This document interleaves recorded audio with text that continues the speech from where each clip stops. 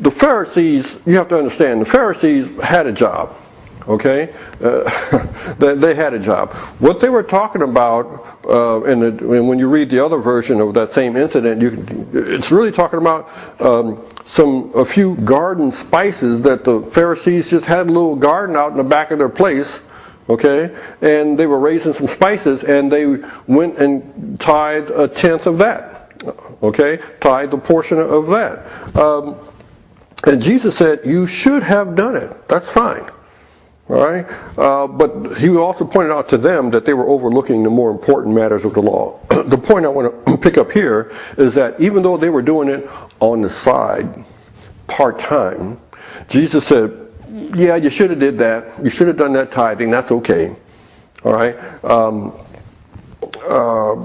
So I'm reading into that yeah, even other Israelites who are not Pharisees, the average Israelite, the average maybe carpenter, okay, if they came home and had a garden and that they needed to tithe a portion of that. That's what it seems like to me because of Jesus' comment.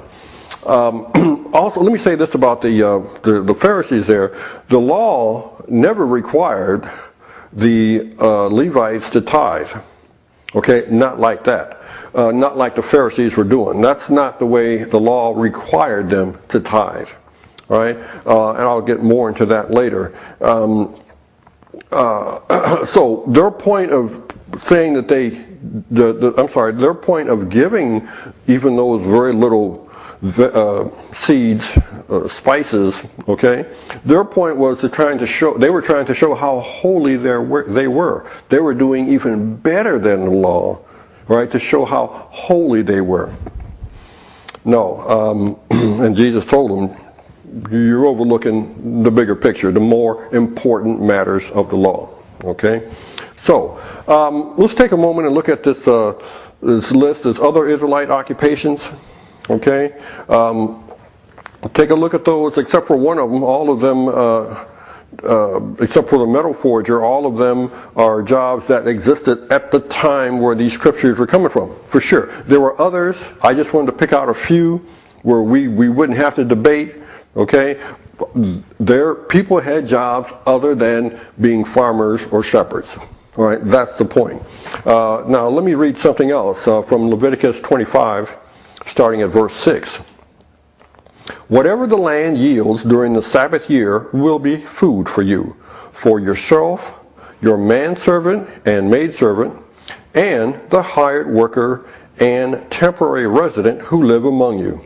Okay, I'll stop there. And that's not the end of that scripture, but my point of reading that is just to show you that people had other occupations in the land. Okay, other occupations, manservant, maidservant, hired worker, all right. These people, unless they farmed, all right, these were their full-time jobs, so to speak, they were not required to tithe. If you planted seed, if it's your plot of ground and you planted seed, yes, you were required to tithe from that. But if your job was working 12 hours a day at Farmer John's place, okay, when you came home at night, you didn't have a farm. You worked 12 hours a day at Farmer John's place, and he paid you in mites or in food or in whatever. No, you were not obligated. The law did not require you to tithe a portion of that. No, no, no. It was the landowner who was required to tithe.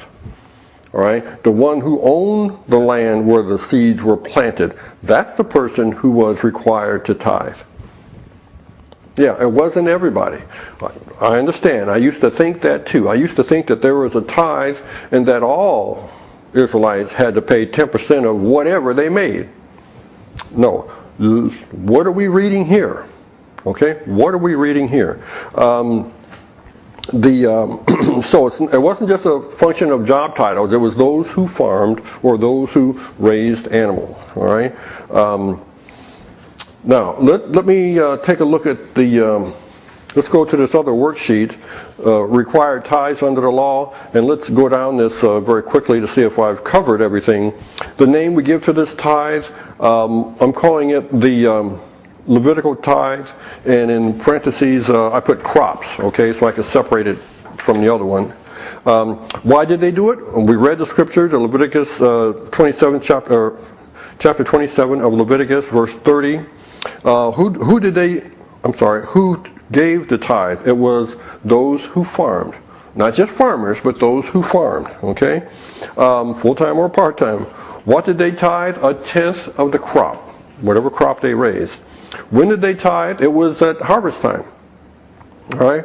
Now, it's very important that we understand that harvest didn't happen every year. It was only 6 out of 7 years. That's right. 6 out of 7 years. You need some scripture, I understand. Exodus chapter 23, starting in verse 10. Let me read it to you. For 6 years you are to sow your fields and harvest the crops. But during the 7th year, let the land lie unplowed and unused. Then the poor among your people may get food from it, and the wild animals may eat what they leave. Do the same with your vineyard and your olive grove. Okay. 6 out of 7 years. See the tithing that we're doing today? Nothing like that. Is it? Nothing like that. All right. 6 out of 7 years. Very important. Where did they place this tithe? They placed it in their towns. Okay. And we've already read that. Now, if no seed is planted during the 7th year, then how did they eat during that 7th year? God already had that covered. Let me read this to you. Leviticus chapter 25, starting in verse 18. Follow my decrees and be careful to obey my laws, and you will live safely in the land. Then the land will yield its fruit, and you will eat your fill and live there in safety. Verse 20, you may ask, what will we eat in the 7th year if we do not plant or harvest our crops? I will send you such a blessing in the 6th year that the land will yield enough for 3 years.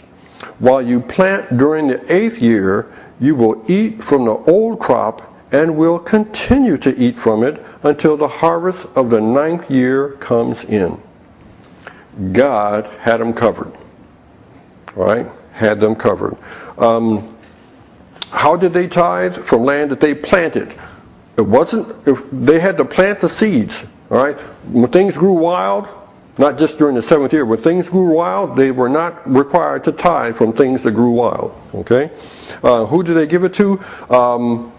I haven't read that yet. It's in Numbers, starting in Numbers chapter 18, starting in verse 21. I give to the Levites all the tithes in Israel as their inheritance in return for the work they do while serving at the tent of meeting. All right. So that's what they gave it to the Levites. All right.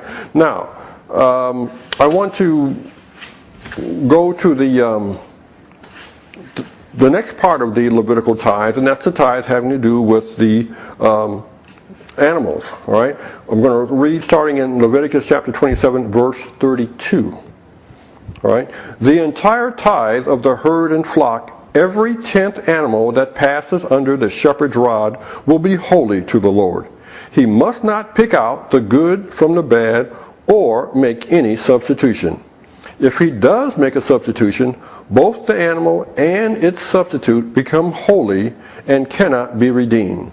These are the commands the Lord gave Moses on Mount Sinai for the Israelites. Okay. We need to understand the scripture means what it says. All right. The entire tithe of the herd and flock. Every 10th animal that passes under the shepherd's rod. Okay. The way it worked, you had your animals in a pen.